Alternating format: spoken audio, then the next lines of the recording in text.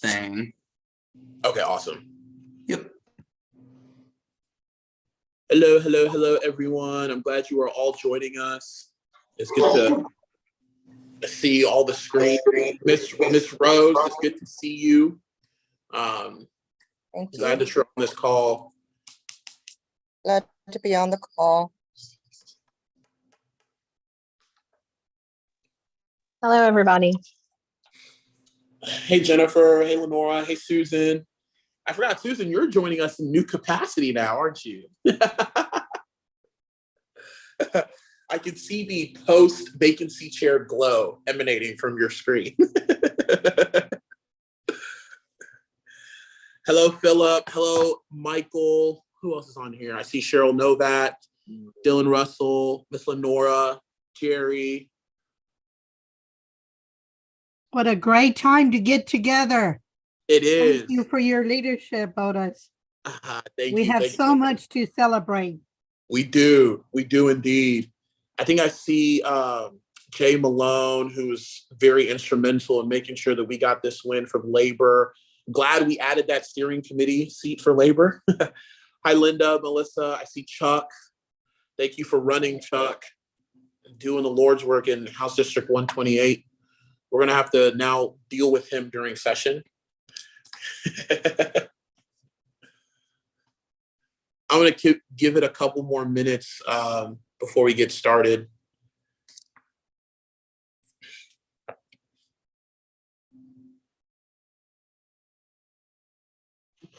Good afternoon, everyone.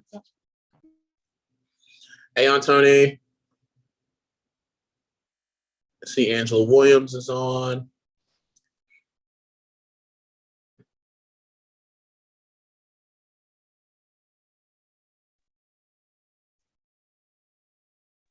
Good evening, everyone.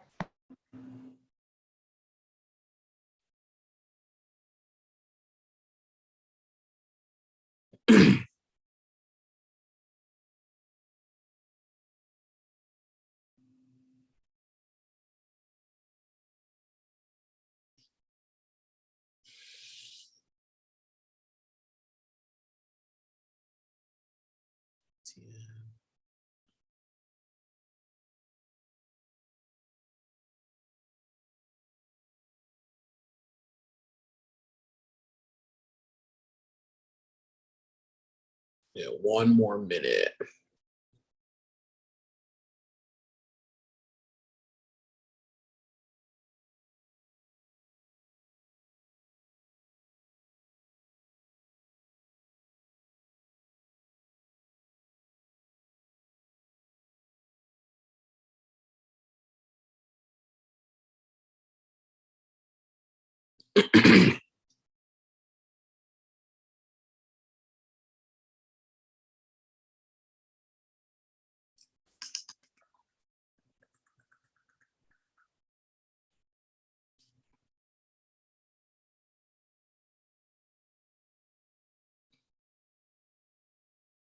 Okay.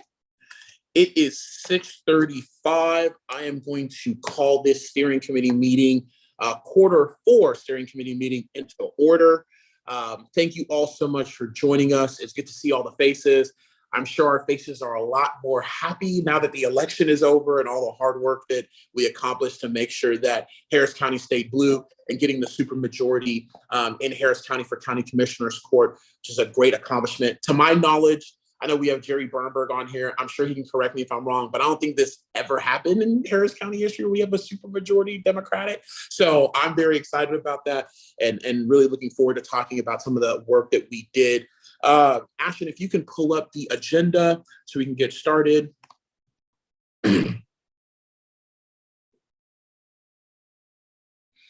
Okay, we have called the meeting to order. The second thing is the minutes. Pulling up the minutes from last steering committee meeting. I will pass it over to Secretary Jen Halverson to go over those. Does everyone have theirs open? We've got call to order, Chair Vergara, call the meeting to order. Members of the steering committee and HDP staff introduce themselves. Minutes from the previous meeting were reviewed and approved. Let's see, report of the Senate district chairs. Senate district chairs and representatives gave their updates. Each report included updates on GOTV and other plans regarding the final months of the cycle, along with praise for the knock knock and box.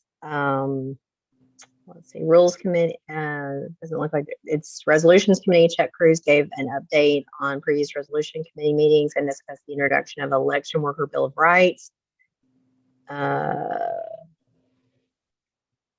Let's see, Sarah, is it Syed, moved to distribute the election worker bill of rights draft to the CEC for feedback. The motion was seconded by Chuck Cruz.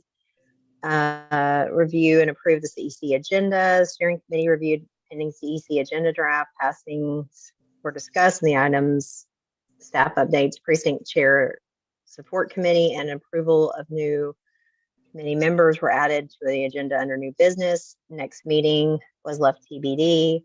Adjourn. Chuck Cruz introduced motion to adjourn. Sarah Syed seconded the motion. The meeting was adjourned. Perfect. Jennifer, I think that's the first time no one's interrupted you to not approve the minutes. I think we all just wanted to hear your voice. Do I have a motion on the floor? I have a motion on the floor to accept the minutes. From Chuck. Oh, In the Chuck, chat. sorry. Oh, in the chat. If y'all could, for just the purposes, because I'm on my iPad, not on the camera, sorry. If y'all could just come off mute and just do the motion. So Chuck, excuse me, reading off the chat, motion to approve minutes. Do I have a second? I'm seconding. April Who's that? April Lance with a second. All in favor? Aye. Aye. All opposed? Aye. Hearing no opposition, motion to approve the minutes passes. Thank you so much for that. Thank you for going over that, Jennifer. Next up in our agenda is we are going to get report from our Senate district chairs. And we will start off with Senate District 4 in Philip McNutt. Am I muted or unmuted? Nope, we can hear you. Okay, well, all I can say is I repeat the same sentiments that have been said earlier. We're all in good spirits about Harris County and our election results.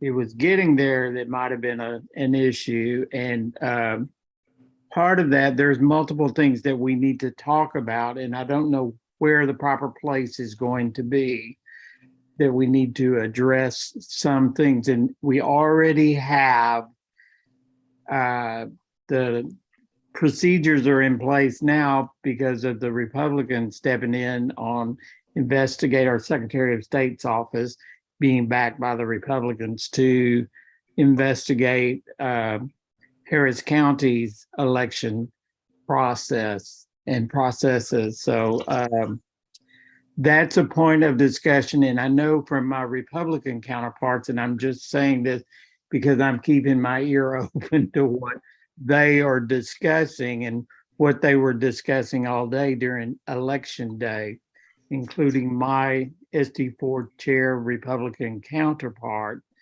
who was busy going back and forth between different polling locations. And he was the one who ended up delivering ballots to my polling location because we couldn't leave because of the lines that we had, because of the equipment that was breaking down. So there were things that were happening that should not have happened, and things that should have been fixed that never got fixed. From the duo goes didn't work from 7:30 in the morning, from having no scanner work from 7:20 in the morning, to having not enough ballots. So I'm not moaning and groaning, I'm stating facts. The EA's office showed up with 3 reams of paper at 7:45 p.m. Well, that didn't help us. We had to have the paper at 3 o'clock in the afternoon. And they were aware of it since 7:30 that morning. Everything, and there are more issues, so I don't want to be griping and tell everything, but it all is part of logistics Logistics is a key word for everyone to be thinking about. Who in the world in Harris County was in charge of logistics? Keep that in mind without me naming her name. Logistics, that was the key issue, and it was all to make everything look bad. It was not going to happen. And Otis, you are our representative on the Election Administration Oversight Committee for the county. And I think this is critical point. This is not the first election cycle for this same logistics person. And I'm challenging you, as the representative for the Democratic Party, we want everything to go well and to go good and to appear well. But the same person, and this is not the first election, not the first year, it's been several years, multiple cycles, and she's had multiple bosses over her. And it's got to stop. And I'm asking you now, before it happens again, and next spring is going to be a very easy election cycle because it's just the municipal and the school board. But this has to be straightened out before then. That being said, that's a discussion amongst early vote judges and alternate judges and election clerks throughout the county, not just in SD4. So that's why I'm speaking for everyone by putting this in front of this group. Beyond that, and I'm going to yield shortly to Chuck, not now, but vacancies. We all have vacancies and there are different issues. And I think that's something that we've got to wrap ourselves around going forward. If it's a challenge, if it whatever it is, that has to be a focus for the party, for our own logistical purposes. The other thing is, and what we are doing in SD4 is we're presenting a election survey so that we are pulling together all of the issues that are concerned from everyone. So hopefully we'll have a report for everyone from that. So if any other Senate district is doing that, I'm not aware of it. I have other things, but I'm going to turn it over to Chuck. My hat's off to the Clubs in Action and the Knock Knock in a Box program. Knock Knock in a Box, we need to repeat and make that a regular program. And I'm so happy that Leslie Briones is now on the Commissioner's Court, even though it's not my court. So anyway, or my precinct, I'm happy for her. Sure. You want to go through what you have on the vacancy report? Ashton, if I could get screen sharing privileges, this will take me less than a minute, I hope. For sure. Give me just 1 second. Oh, 1 more second, because I gotta find you in the general upwards. There we go.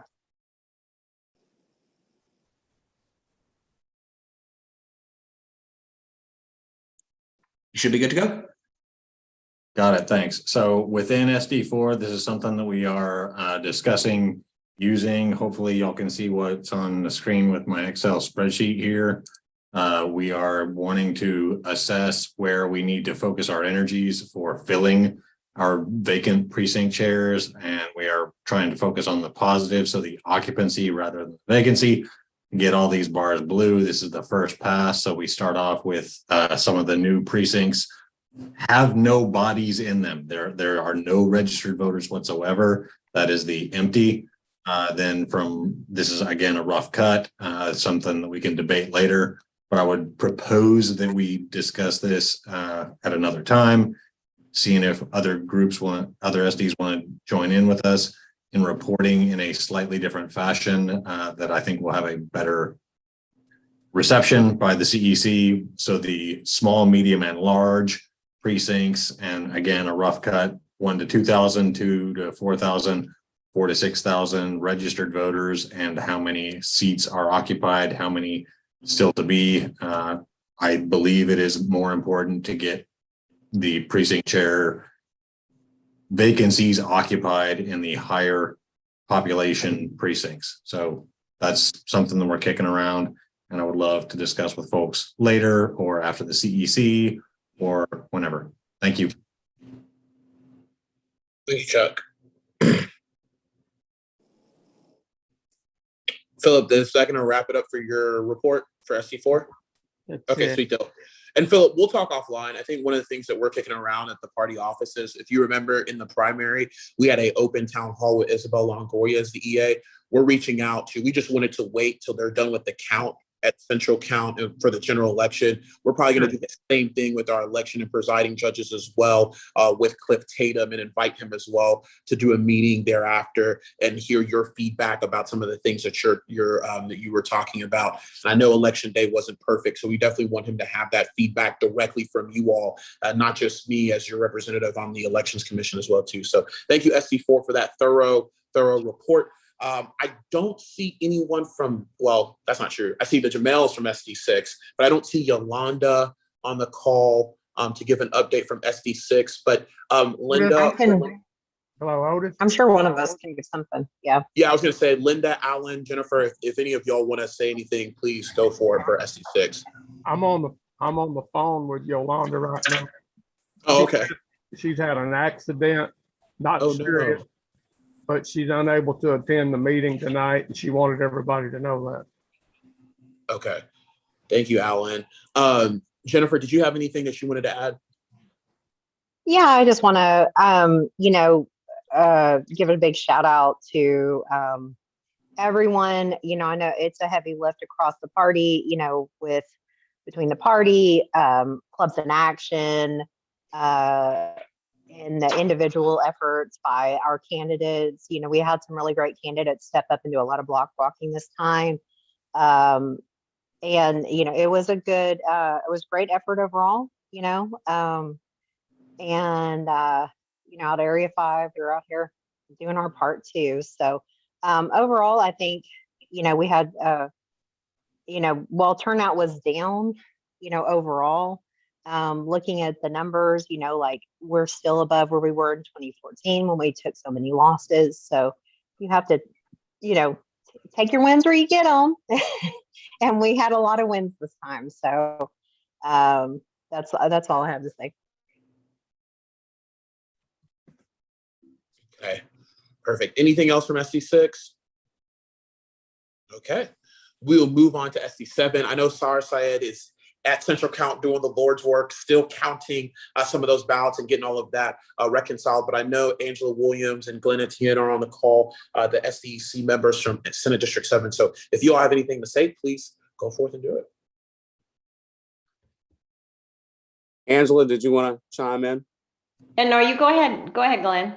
Well, I would just say that SD7 was very active during the campaign, with the knock knock program, block walking, knocking doors, making phone calls.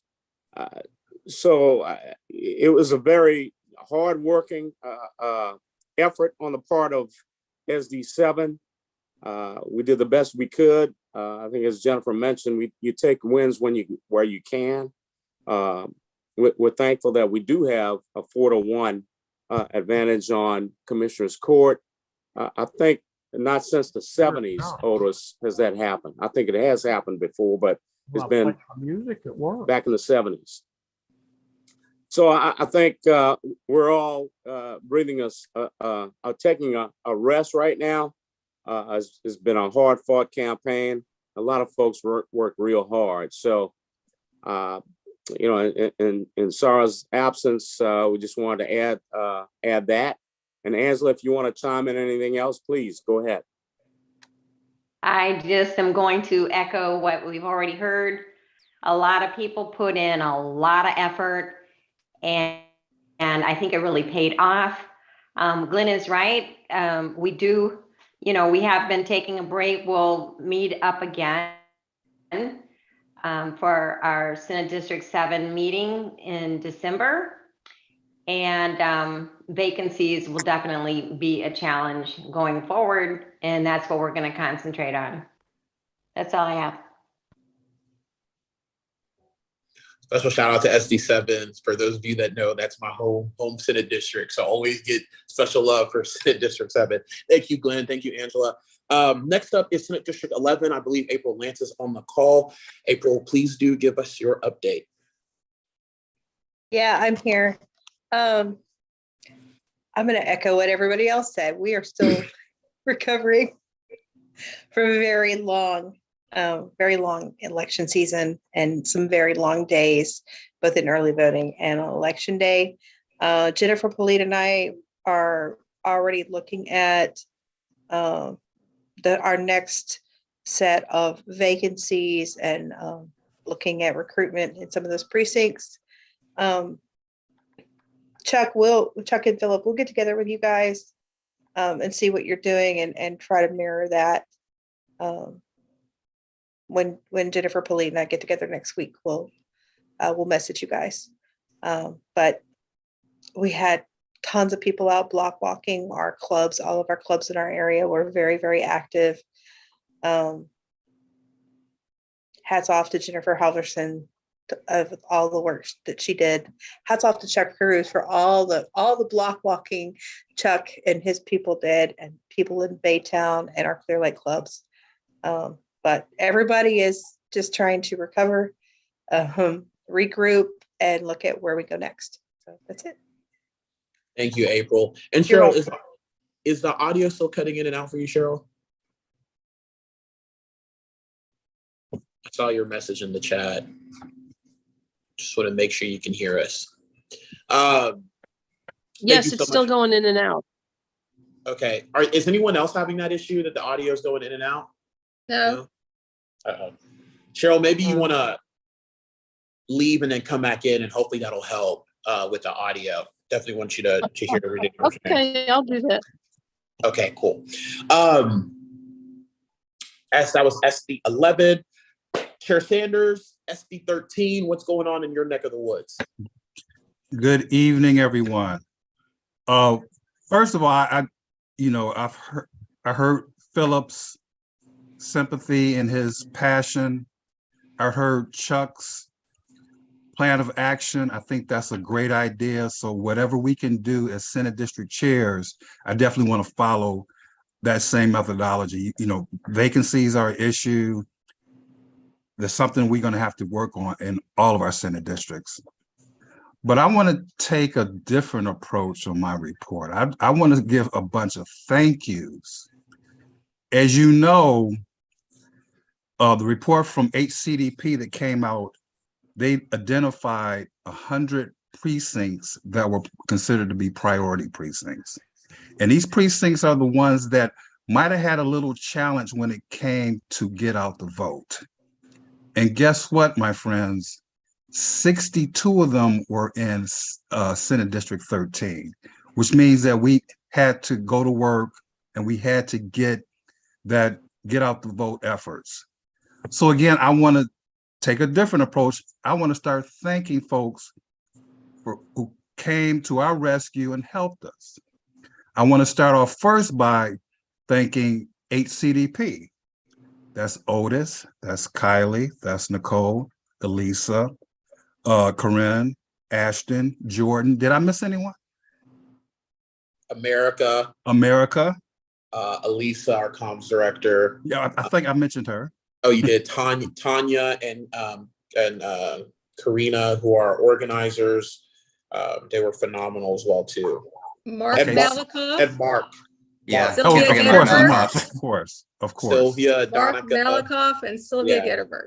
Yeah. So all of those folks that have been mentioned, I just want to say thank you very much, because again, it takes a village to make things happen, right? And that's what we're going to do going forward, because as you know, and as Philip has passionately said, we had some hiccups on election day and some during early voting. But also remember too, this was a midterm election where you had your real first test of a larger percentage of voters. Guess what happens in 2024? It's the presidential election where you're going to have even a higher percent of turnout. So that's something we're all going to have to think about going forward as far as outreach, education, and working with the machines and working with our EA. So let me continue. So I want to thank CIA, Clubs in Action. They helped us out a lot. Swing Left, Rebecca Sukla, Jane Lisnick, Andrew Kelly. Dallas Jones did some inside work for us to identify those particular 62 precincts and getting out and knocking on doors. And his team helped do that. Linda Tollison, you may not know who Linda Tollison is. She's a church member of mine. And Jordan from ACDP actually cut me a phone list. And she cut me a phone list of about 400 names.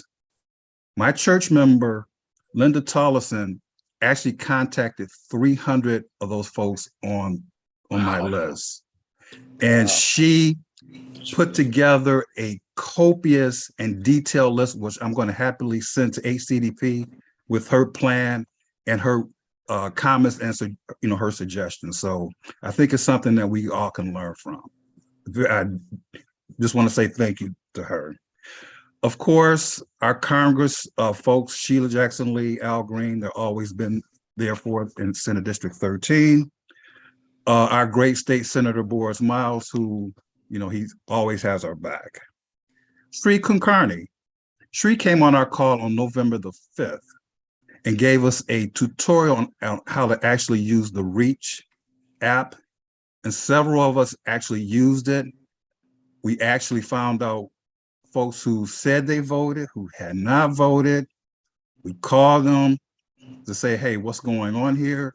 And again, because we got it on the 5th, the only time that they could vote would be on the 8th. So I do contribute, and I do think that because of that outreach, that really helped in some of the numbers that turned around in Senate District 13. Chris Young and Carol Robinson helped us with data and finding out and tracking, where we were as a Senate district, the precincts, the folks that voted early, and the folks who we needed to contact. Knock Knock in the Box, I know that's Alan Gutman's baby, but again, it was a great program and several of us used it in our Senate district. My Senate district chairs, hats off to all of you all. I know that we were having calls, we were talking about the ups and downs. You see, Sarah's actually at NRG fighting the fight. So hats off to all of you all. I look forward in having, further contact and conversations with you all. My SDEC chairman, Dylan Russell and Tony Middleton Lewis. I can't say any more great things about you guys. You've done a great job, and it's been great working with you as a team member. And our vacancy chair, Debbie Allen. Debbie has done and worked bent over backwards to work on those vacancies. So again, I look forward in working with all of the Senate districts and getting the vacancy numbers down, and we can be a very, very effective county. And that's the end of my report. Thank you so much, Chair Sanders. I appreciate the thanks. I think I can speak for our staff in saying that we really appreciate that gratitude and appreciation. It was fun working with your Senate district and all the different Senate districts and trying to accomplish the goal of keeping Harris County blue. So thank you for those kind words. SD 15, Melissa, are you on? Yep. Hi. Right. Sorry. Don't mind my sick child in the background if she starts coughing. I apologize. There he goes. I think the same thing. Everyone's kind of exhausted. So I'm actually planning kind of a winter networking social in a few weeks where we can all just kind of get together. I think just have a celebratory get together. I really want to kind of hit hard strategy in January. We had a lot of help from Clubs in Action and Edna Griggs in our high priority areas, and that was really fantastic to see. And I really do appreciate y'all and Tanya for pulling that all together. Edna was critical in that area as well. And so I think that's also going to kind of be my focus. I want to see a supply get out the vote efforts when it's not an election cycle. And so I really want to work with our precinct chairs going forward about how we can better engage voters during off election cycles.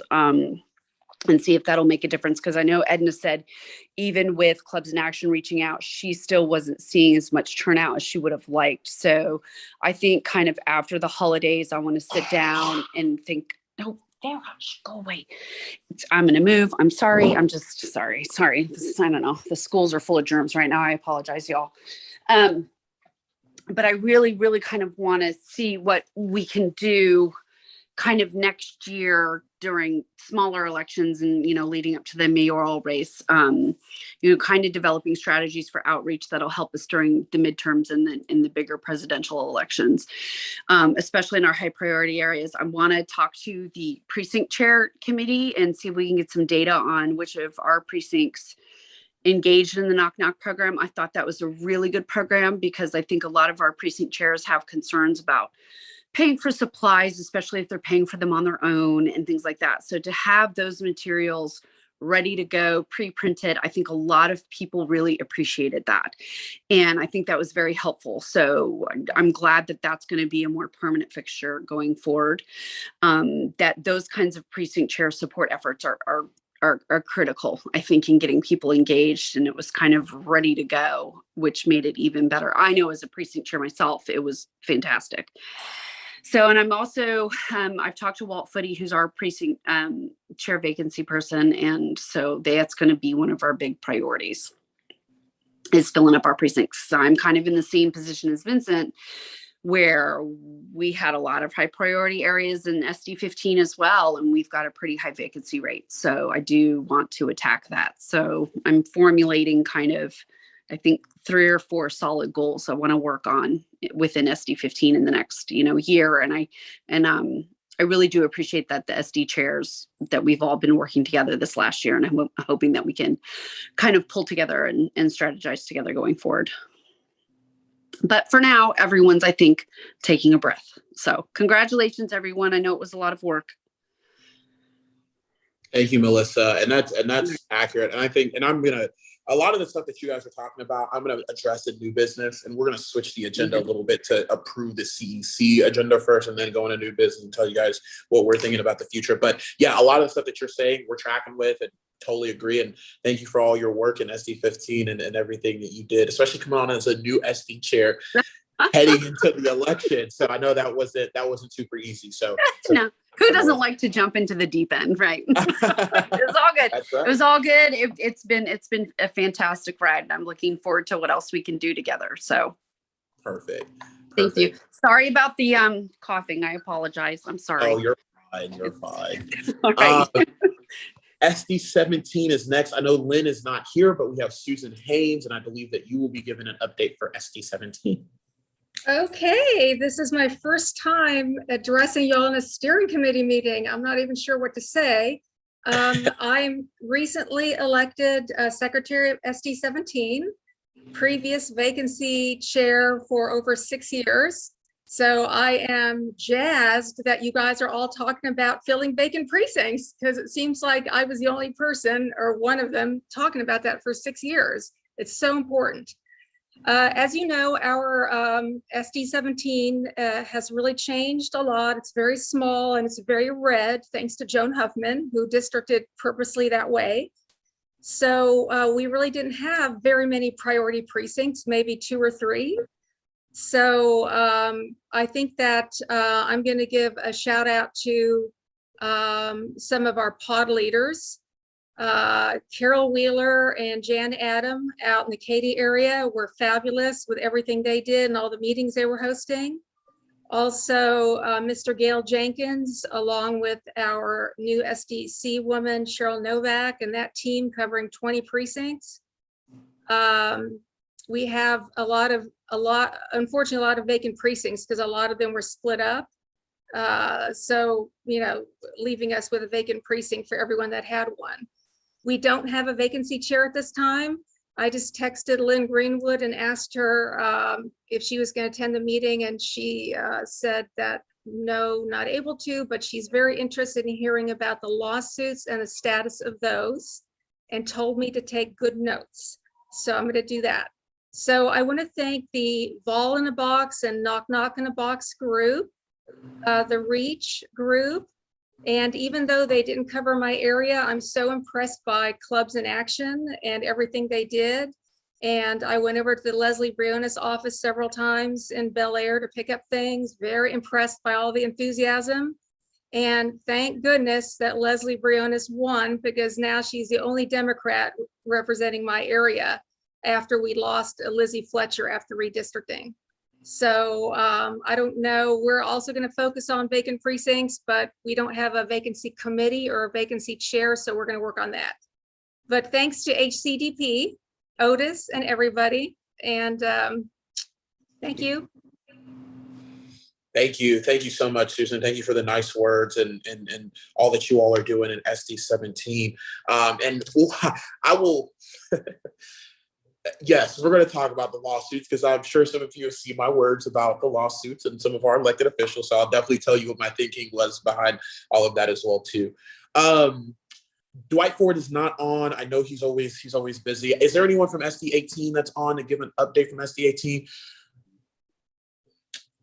If not, that's okay. What I will say is that I know Dwight was working his tail off. So he is the presiding judge over at the Weekly Center up in Cypress. And that place is, I think, if I remember correctly, actually eked out West Gray for the most voters in Harris County.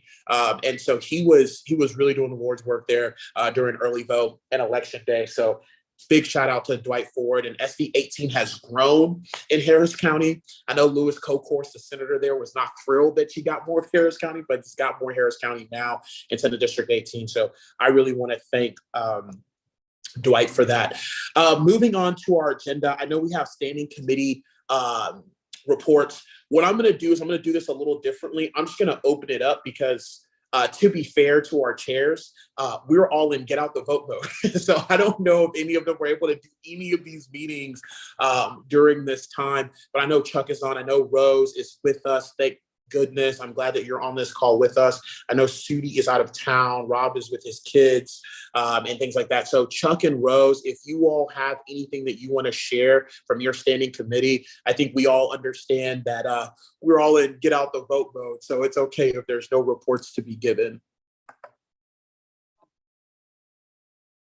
Thank you, Otis. I have no report at this time. Unfortunately, I have been in the hospital for surgery on my back and actually my spine. I've got a bone fusion, so I'm still kind of limping around and stuff. So I'm not able to get out and about, but I've been in the hospital for probably about 30 days off and on since August. So yeah. I'm glad I'm doing much better, and I apologize for being out of pocket. But trust me, I've been aching, and if I could have been out there, I would have, but I have nothing to report at this time. No, look forward to having a report very soon. Good. First and foremost, I'm glad you're doing better. That's most important. There's a lot of hands and feet here on this call that's definitely picking up where you left off, Ms. Rose. So please get better. You don't need to apologize to anybody. In fact, we got these wins for you. So, now you can be happy and celebrate that we got a supermajority in County Commissioners Court. Please feel better. That is what's on the forefront of my mind. And please get rest, so that way we can get those future reports from you. All right. Thank you very much. Appreciate it. Chuck. Resolutions Committee is still requesting folks send in suggestions, modifications, additions, whatever, for the Election Worker Bill of Rights. We are planning to have our next meeting on November 30th after Thanksgiving. So we'll see how many folks have recovered from Thanksgiving. Yeah, and for audit, finance, and primary, we're going to leave those as no reports as well too. Just simply for the fact, and I think you all can appreciate, we make an executive decision together that, hey, everyone wants to get out the vote mode. We were all knocking doors, making phone calls, and doing all that good stuff. So that's it for our standing committee reports. Jay, I hate to put you on the spot here, my labor brother, but did you have anything that you wanted to say before we get into reviewing the CEC agenda and approving that?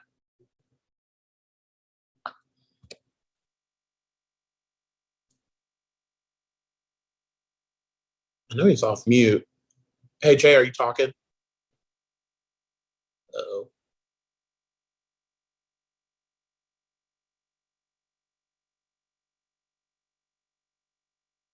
Jay, I don't think we can hear you if you're talking. Because I see he's off mute, so I imagine he's saying something. Jay, okay, cool. He left. So we'll get back to Jay when he comes back on there. So that way he can, I really want labor to talk about a lot of the things that they did, because they were really at the forefront of a lot of the battle that we were at, and couldn't thank them enough for their partnership and the work that we were doing. Is that him? All right. Can you hear me now? Yes, we can hear you. Perfect. Because I was like, I saw you off mute, so I know you must be talking. We can hear you now.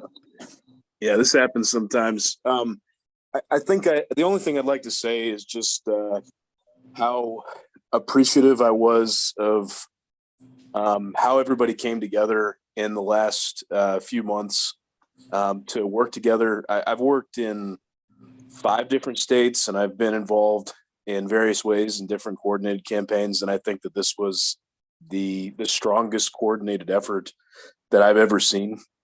And I think that's reflective of what we saw in the numbers across the state. Harris County led the way by far, had the largest number of phone calls and door knocks in the coordinated campaign, and bringing everybody together was the margin in Lena's race, in Leslie's race, and in keeping our judges. So thank you for your leadership, Otis, and thanks to everybody who was involved in it.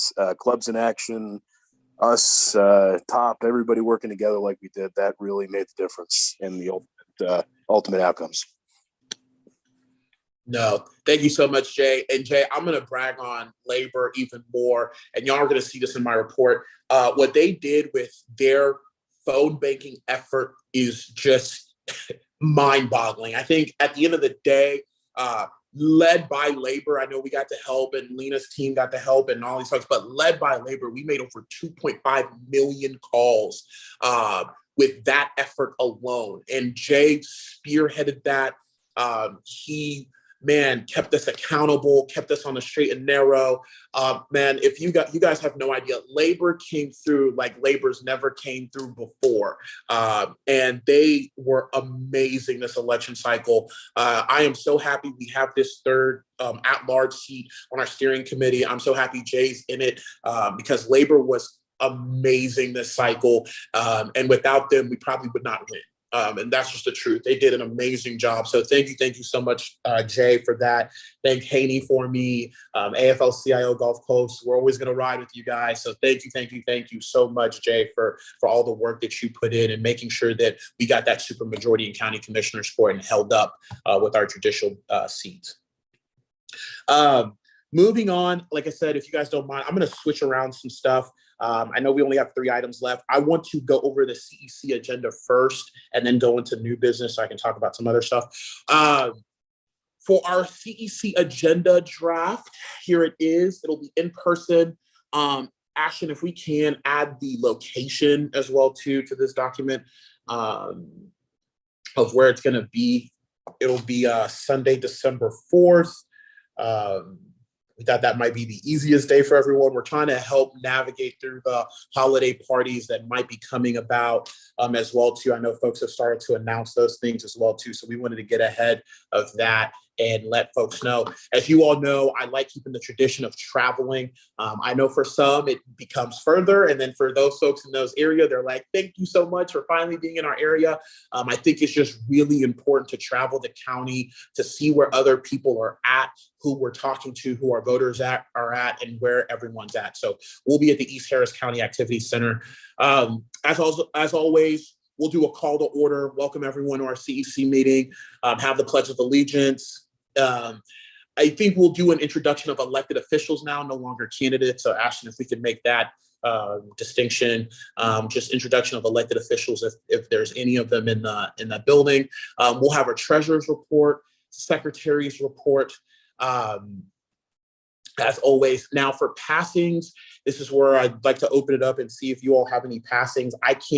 We were just so on the go. I don't remember getting an email or a text from anyone about a certain passing that may have happened in your Senate district or clubs and organizations. So if you all have any passings, please, please, please let us know. And feel free to come off mute to just blurt out names.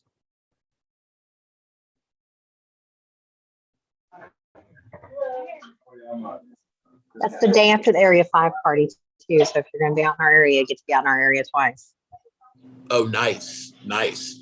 And also too, for passings and moments of silence for ailments and stuff, please also email us if you think of anybody and you can't think of anyone now. I know we're all super tired. We just came off this really long election. So I know we are all a little brain fried right now. So again, if you have any passings or ailments, please email Ashton at harrisdemocrats.com, and we'll definitely add it to our CEC agenda. We'll have a moment of silence and remembrance. We'll have announcements. We'll have all of our committee reports, which will be shortened. It'll be just like this one. Again, just because people are coming off of GOTV efforts. And then we'll go into new business. We'll have a chair's report by me, and then we'll adjourn from our CEC meeting. Is there anything? Yes, Otis, I wanted to ask you, following up from our previous CEC meeting, the resolution was brought forth for the election worker Bill of Rights. We have not voted on that. And that's we don't need to. What we'll do to vote on that is we'll convene a steering committee meeting and vote on that through the steering committee. We don't need to vote for that with the whole body. Okay, had that been explained to everyone? Yes, I said that last CEC meeting, and I said that at the last steering committee meeting, excuse me, and I said that at the CEC meeting. Could I make a comment? I don't know Robert's rules very well. Point of order, whatever I'm supposed to say. No, that's fine. No, you can make a comment. Well, Susan, hold on real quick. Philip, are you done with let me finish with Philip and then move on to you, Susan, if that's okay. Right. Well, I think Susan is going into what I'm talking about. So, well, I was going to say, is it too late to? I mean, I've been so into the get out the vote, and also as an election judge, finding clerks. I've been so focused on that. I haven't had time to read this election worker Bill of Rights, which I think is a very important document. So we don't need to rush it, right? Maybe. No. No, I'm just trying to follow the process and to be clear. And what Susan just brought up, and we've all been talking about, we're kind of in a GOTV fog, right? In election day fog. We're just everyone's still coming out of this. So it has to be clarified. I guess that's the thing, so that everyone has the same notion. I'm in agreement. This is way too important to just run through this. And if there's anything that needs to be added or tweaked, I believe that we need to do this, because I fervently believe, again, this is part of the Democratic Party standing up and showing what the good guys think should happen and how it should happen. And so it needs to be on paper. And I want this to go correctly. And if you've explained it, well, maybe we need to re-explain it to everyone. So. Okay, so Philip, let me clarify, because now I'm a little lost. So let me just start with saying no one has passed anything. Nothing has been passed. So I just want to make that very clear. The elections the Elections Bill of Rights, I believe Chuck is still working on it, and we were soliciting ideas. And I think Chuck even said it on this very call that he's still soliciting ideas from folks, understanding that everyone is coming out of GOTV mode and working at their polling locations. So the clarity here for me is that nothing's been passed yet. We definitely want to make this super important because I think this will actually help Cliff, particularly coming out of this election. I think this will really help him out a lot. And I don't think any of us are in a rush to get it done. We would like to have we'd like to have something soon so we can give it to Cliff. And I think Chuck is still in the middle of getting all of that so we can get it out to our precinct chairs and say, hey, this is what we've came up with. This is what the steering committee has approved. So we can give it to Cliff Tatum and he can work with it. But no decision has been made on the Election Workers Bill of Rights at all. I believe Chuck is still getting some feedback from it to make sure. And I believe we also sent it out, Ashton, correct me if I'm wrong, after the CEC, we sent out a copy of it and we printed a copy of it too to put in the precinct chair packets. I think we'll be doing that again just to make sure, and we'll send it out to precinct chairs again as a reminder before this CEC meeting so that they can come with corrections or suggestions. And I think Ashton just confirmed. Does that answer your question, Philip? Maybe. Okay, we can talk offline then. Right. I'm not trying to rush this. If I was rushing it, it should have been done before state convention. That's a whole nother discussion. We're in a good place right now, so I want to maintain that. Okay, perfect. And Susan, did I answer your question? My question had to do with the fact that I've been trying to bring on younger precinct chairs, and a lot of them quit because they're the only people their age. So at this last CEC meeting, I had Nicholas and Sergio, and I was being like a matchmaker. Anybody who looked like they were in their 20s or 30s, I was yanking them over. And then a couple of guys from the other side of the room came over and said, wow, you're the only two people here who are under 40, and they were actually in their 20s. So what happened to our millennial group? Now we need to change the name, I guess, to some snappy, young, exciting name to make it easier for people to get these young precinct chairs in and keep them around. Yeah, well, the good thing is we have all these young Democratic groups, like the Harris County Young Democrats, and obviously we have our college groups as well too. Getting them plugged in HCYD is a great start. That's where I came from. Actually, I came from the College Democrats at UH, and then Harris County Young Democrats, getting them plugged in. Susan, you have my contact. I think I've actually been talking to Nicholas actually because he's been talking to John about some legislative stuff. So this has been really good engineer. So it's been really good connection. So thank you for that. Actually, he's really into this. I mean, this guy could be president someday. I mean, we need to not lose people like him. Right. And then, and also to your point about the different groups, I'm going to address that here in the new business as well, too, about some constituency committees and groups that I think that need to be created here in the new year now that we have time to breathe and can really work on coalition building. So I will definitely answer that question in new business after we approve the CEC agenda. Okay, if we can, Ashton, if we could put back up the CEC agenda just to make, this is a CEC agenda, sorry. Is there anything that we need to add that any of you all see is missing? I know this one will be a shorter one because it's December and closer to the holidays and we're just off of election, so. Really quickly, this is Belinda. Is there going to be any kind of another celebration coming? It's actually so people away and not be asking. Hey, so Belinda, you cut out. So the general gist of your question was about a celebration. We are going to have a fundraiser / celebration. We're working on the dates right now because we're working with some of our elected officials. Plan for that to be around like December 11th or the 14th or 15th for that. Okay. Yeah. Anything else for the CEC agenda? Okay.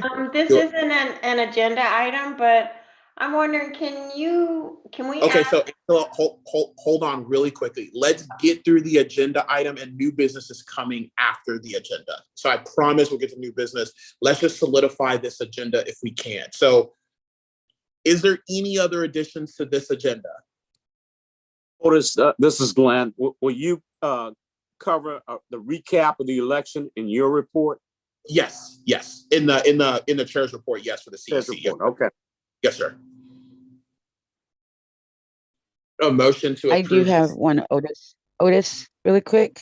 Yes. I would like to see, I don't know if it goes in the agenda, but a new date for a training of a precinct chair, because it was just so chaotic that it would be nice to have one that people could put on their calendar to start as a new precinct chair judge that just became one of when is a good training session for them to be put on. Like next Okay. year. Yeah, we can do that in the announcements. Well, I don't imagine having a precinct chair training during Thanksgiving and Christmas to Susan's point. But it would be nice for people to look out to, because everybody came in at different sections. And I know even for me, it's like, I would like to add that to the calendar, because there's a lot of newbies and that would steer them to, not just being sitting on the sidelines, because everybody something, but it would be streamlined and structured, that there is something that you will get a more formal training on that will start at the beginning of the year or something like that. Right, and we did that this year. So most of our precinct chair trainings, to Chuck's point, was giving. Actually, we did it more than once quarterly, and even before and after CEC meetings. And that trend will continue on, because we know how vital it is to have that precinct chair training for sure. And we'll put in announcements to look forward to another precinct chair training in the new year for sure. So I have a motion to approve the CEC agenda. Jay Malone seconds. All in favor? Aye. Aye. All opposed? Hearing no opposition, the CEC agenda for Q4 has been approved. Okay, on to new business. Angela, sorry, I did not mean to interrupt you. I just wanted to make sure we got the CEC agenda approved before we moved on. I know you had a question. Yeah, it's not really new business. I was just going to ask if we can ask people that are coming to the CEC meeting to bring canned goods that we could pass on to the Houston Food Bank.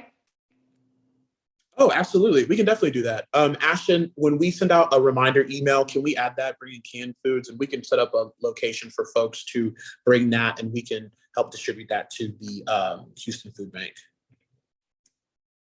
Thank you. No problem. Do you guys want this on the new business, under new business? No, just put it in the email. In the reminders? For the reminder, yeah. Awesome. Okay, cool. So, so in new business for today, what I wanted to do was, number one, and you can take off the shared screen now because we're going new business and then adjourn. I just wanted to, first of all, say thank you to each and every single one of you on this call for everything that you did for the past year and a half, 2 years, to prepare us for the sledgehammer that we took from the Republican Party and the $20 million they spent. It was instrumental to have all of your buy-in and all the work that you did. I can't thank you all enough because we did the thing. We definitely did the thing here in Harris County. To rattle off some of the things that we did, as you all know, supermajority now in Harris County Commissioner's Court, which is just phenomenal. We won't be having quorum breaks anymore and actually get to do the people's work, which is amazing. We got to partner with Team Hidalgo and Gulf Coast, because Jay's on this, making 2.5 million calls through our auto dialer program leading up to the general election, providing vote by mail and get out the vote information. In addition to that work, we were able to get additional funding and do another 1.4 million contacts to likely and infrequent Black and Latino voters using bilingual live calls, image text, video text, and live get out the vote calls, which was very instrumental there in the final push. In addition to those calls, we made nearly 820,000 robocalls with messages from former and current elected officials. Influencers like Snoop Dogg was one of those robocalls that we made, and candidates as well too, and daily calls by paid phone bankers to get out the vote. Through our paid canvassing efforts, I can't thank Clubs in Action enough. They were phenomenal. It's a program that's here to stay, that'll, still run through HCDP, be an HCDP program, but they do their own thing with their PAC too as well. I can't thank Jennifer and Adrian Ozuna and Eric Manning and Tanya and Ashley Rickardson and Carly Milner and all those folks. I know I'm John Cotter. I know I'm missing some folks and I apologize, but Clubs in Action was amazing, wonderful program. And I can't thank those folks enough, and our club stepping up to make sure that the Democratic cause was held here in Harris County. And through that paid canvassing effort with Area 5 as well too, with Jennifer on this call, Senate District 13 and 15 and others, we knocked on nearly 230,000 doors. And then our volunteers reached out to another 66,000 voters while door knocking. And so we knocked close to 300,000 doors, which is just phenomenal. I've never seen it done at the party. Anyone can correct me if I'm wrong. During October and November, we sent 2.5 million texts and mailed get out the vote literature to 100,000 households in Harris County. We purchased an additional 620 radio spots that started in October that was targeting Black voters and had paid canvassing workers in Latino priority precincts. And we'll have more specific breakdowns of those once all the data has been compiled. We ran a digital program that delivered almost 3.5 million impressions focused on energizing low turnout Democrats and likely Democratic voters under the age of 25.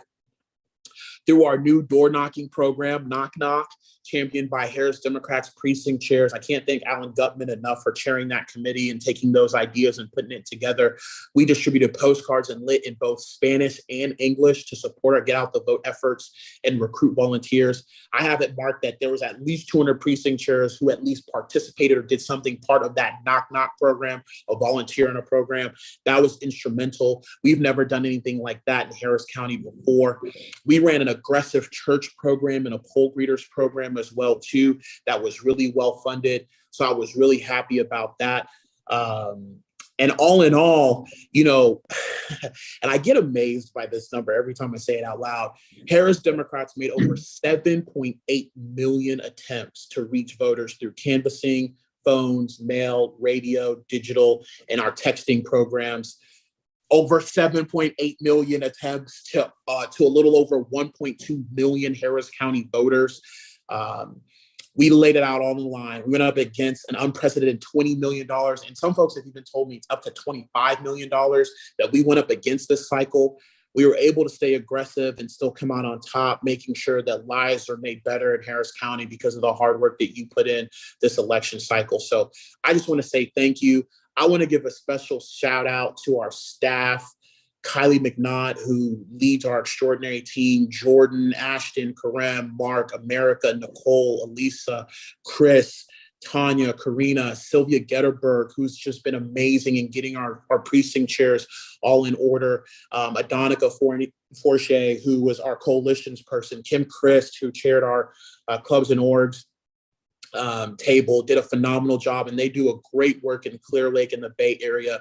Couldn't thank them enough. So I just wanted to give you guys just a brief overview of all of the work that was done in the year and a half, 2 years, really since January 1st. Those numbers are where they come from, of what we did. I'm a big believer in direct voter contact, having the privilege of running John Rosenthal's campaign twice. That's what we believed in. That's what won. In fact, he's the only Democrat in a Republican area. We take great pride in that because it's direct voter contact. And if it wasn't for you all and our partners like Labor stepping in and doing the work, we probably wouldn't have gotten that supermajority. So again, I want to say thank you for all the hard work that you did. We will have, I think Kylie put in the link, a chat, that we will have a Zoom on December 1st. Really outline what our priority precincts look like, some precinct breakdowns, who showed up to vote, and what our programs did and how effective they were. But hey, we won. We won. I can't be any more excited about that. And before I go into talking about lawsuits and some other things, is there any questions from what I just rattled off or comments? for inquiries? I have a question about the pod leader meetings. When are those going to resume? Probably in the new year, And I can't thank pod leaders enough, because I know that there was I think of Tom Vinson, who literally like adopted every precinct around him, which was He's great. amazing. Those programs are here to stay for sure. I can't answer that with full-on confidence, Susan, of when that next meeting is going to be, but we will have that sometime in the new year. Just trying to give everyone some time to breathe a little bit. So Otis, thinking ahead, you know me, I'm thinking 2 or 3 cycles ahead of everyone. Oh God, that's like 2030. So in the spring, which I alluded to earlier, when we have our municipal elections and school board election, we have 25 school boards in Harris County. Have we even looked at that, at where those are happening and divide? That's a conversation needs to be happening with the Senate district chairs, I realize, but know that that should be our next goal, is to see what we're doing, because those people are going to be registering to run in January. So if they're not already stepping up, they will be stepping up shortly, and we need to be prepared, because that's part of developing our back-to-back bench for people to promote. That's what the Republicans have been doing for decades, and we haven't, and we need to focus on this. So I'm just putting that out there.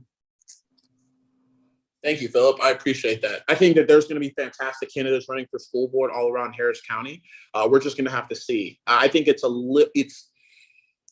what I'll say, Philip, is that I think it's just a tad bit early right now. I think that we should all be thinking about that for sure, but I think it's a tad bit early. I think folks need just a time to breathe a little bit. This was a very tough election cycle for us. $25 million is nothing to joke at.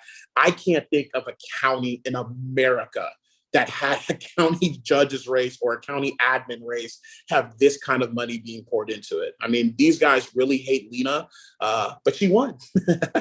So I'm just really excited for her. But for sure, absolutely, about your point about building that bench. I know folks have already started having conversation. I think that, unfortunately, these school board races, I don't want them to be overshadowed, but we're going to have a really big mayor's race that I think is just going to suck all the oxygen up the whole year, to be honest with you.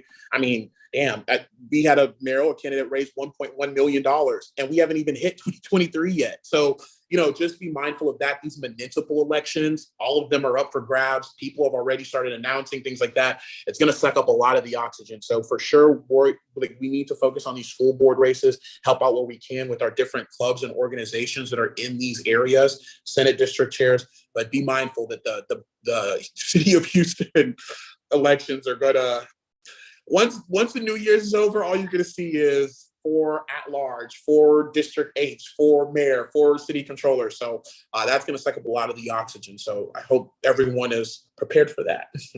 And that's why we lose the school board. So that's why I'm saying this now, ahead of time. No, appreciate it, Philip. Any other questions before I move on? Comments? Okay. So also too as well,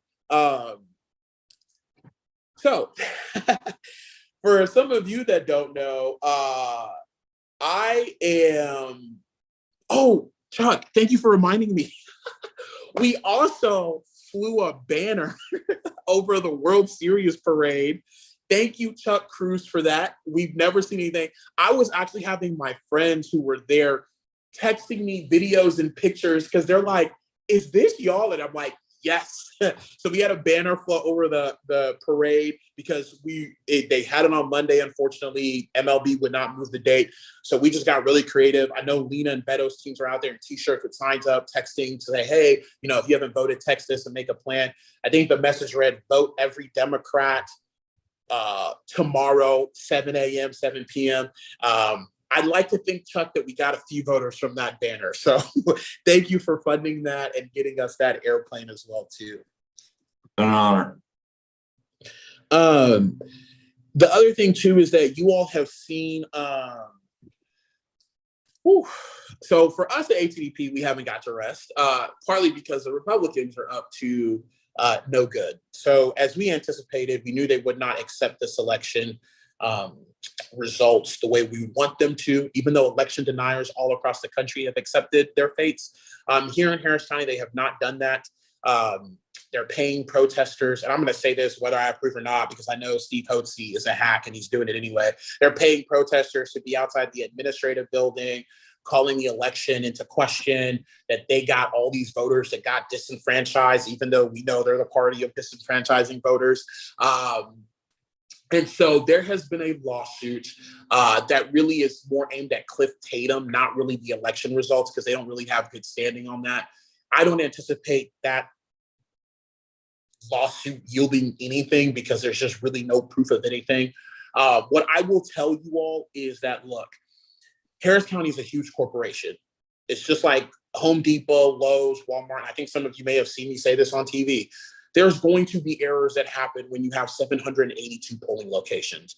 Our elections administrator, who, by the way, has been on the job for 2 months, has done as good of a job as he possibly can working with what he's got.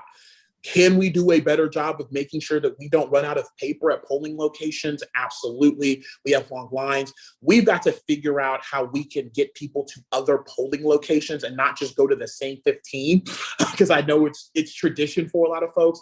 But we got to start utilizing our 782 polling voting centers, by the way, because they're not just in the precinct. You can go from work or anything like that and go vote at these different locations. So we've got to do a better job of that. And then we've just got to make sure that our logistics are down even better. They did everything they could with the short amount of time. And look, elections are very fluid. I was telling a reporter, I said, hey, look, like you can anticipate that 500 people are going to come to your polling location.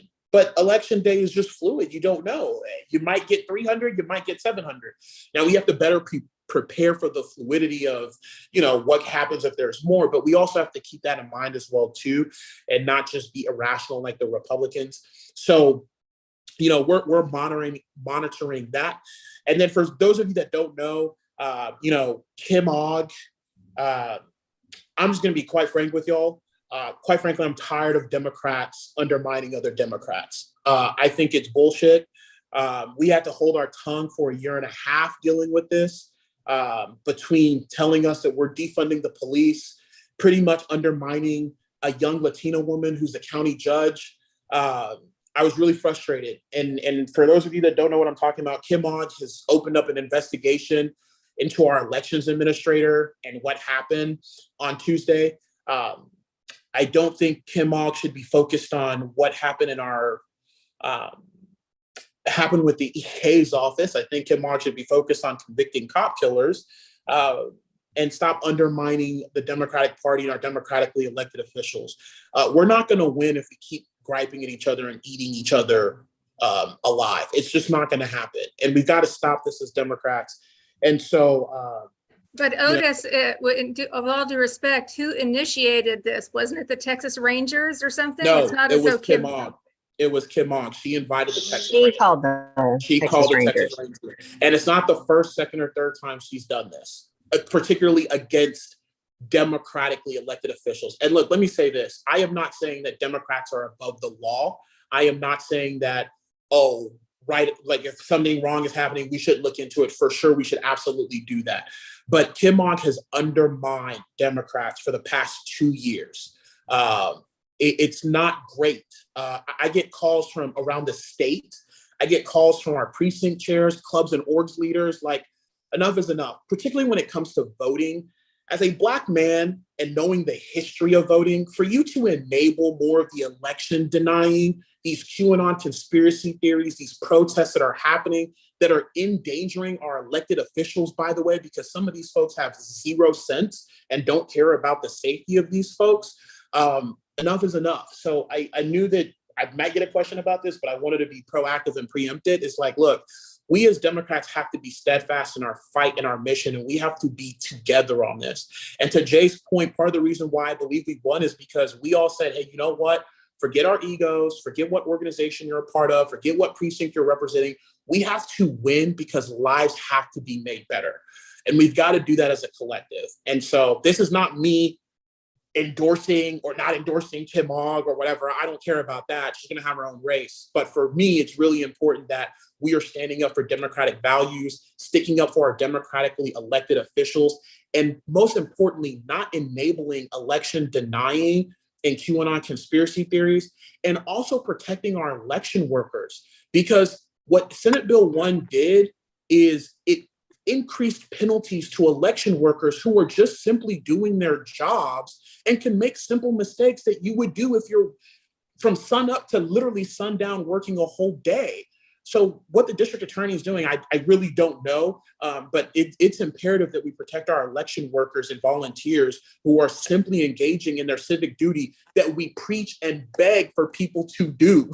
And for those of you that don't know, and I'll get off my little diatribe here, Andy Murr, who's a state rep, has already filed the bill to increase penalties for election workers and volunteers. So, like, this job is not easy already, and they're still trying to criminalize volunteers and election workers who are good people, both Republicans and Democrats. And so, just enough is enough. We've got to really, make sure we're defending our folks. So, that's update on that front. Yes, sir.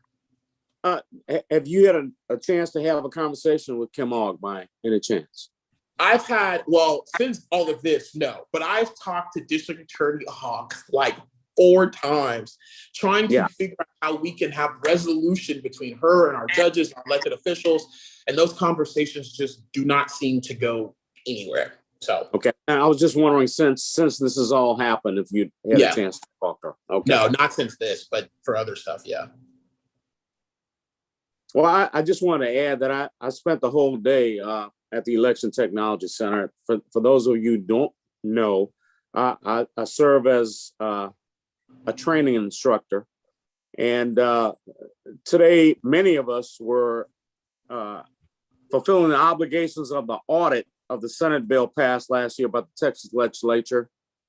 We're going over ballots to ensure that certain races and certain precincts are observed and are we get the total numbers for those.